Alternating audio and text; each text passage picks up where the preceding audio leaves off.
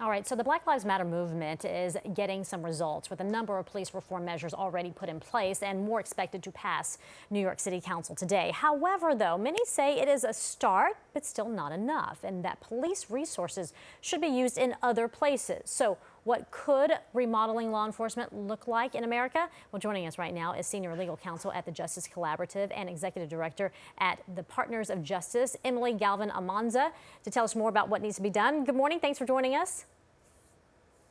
Good morning. Thank you for having me. Absolutely. Okay, so let's start with this. Right now, there are some cities discussing their policies and looking at where change can begin, New York City being one of them as well. Where do you think we should go from here? What are the details that need to be in there? I think the most important detail that communities need to think about as they reallocate resources are the kinds of things that we know make communities safer and help them thrive and encourage economic mobility. After all, when people are housed and employed and have access to education and healthcare, they tend to do better than people who are denied these basic needs. So as we think about reallocating funds from police departments into communities, we need to think about investing in housing, in healthcare. I think one of the things that doesn't get spoken about often enough is investing in small local businesses, helping minority-owned businesses thrive in the community, access to education, access to job training. These are all things that will diminish the need for police if we invest in them robustly. All right, you say diminish the need for police, but violence interruption is one more thing. Yeah, but I want to touch on the fact that you talk about all this together will reduce the need for police, which a lot of people would agree with you. But at the same time, some folks will say, though, that, by reducing the need or by thinking that you're reducing the need, you may not, because right now we're looking and we're seeing violence go up in several areas, murders, other crimes. So how do you balance that?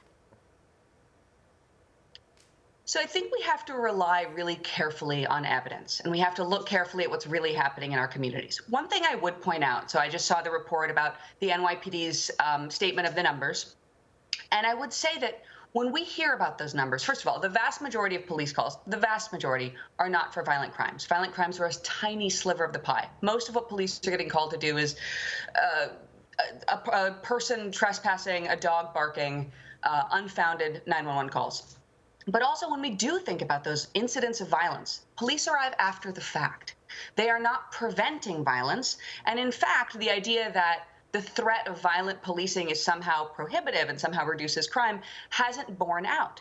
So I think when we look at programs, for example, like violence interruption, where people who are in the community members, are better situated to identify potential bad actors and intervene before a shooting happens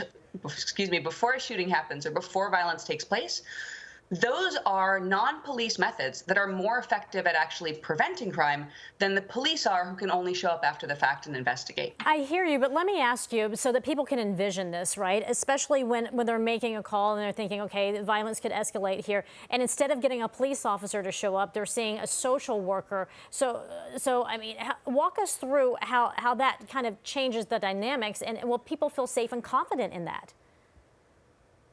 People should feel safe and confident in that. All too often, police arrive and make a situation worse. There's actually really interesting research on why survivors of domestic violence don't engage with police, and that is in large part due to police showing up and making the situation more dangerous. When we talk about replacing police with non-police first responders, we're talking about sending in emergency service workers who are trained specifically to defuse, to de-escalate, and to make situations better. A huge amount of what we see that's dangerous in the community is due to substance use or someone experiencing a mental health condition.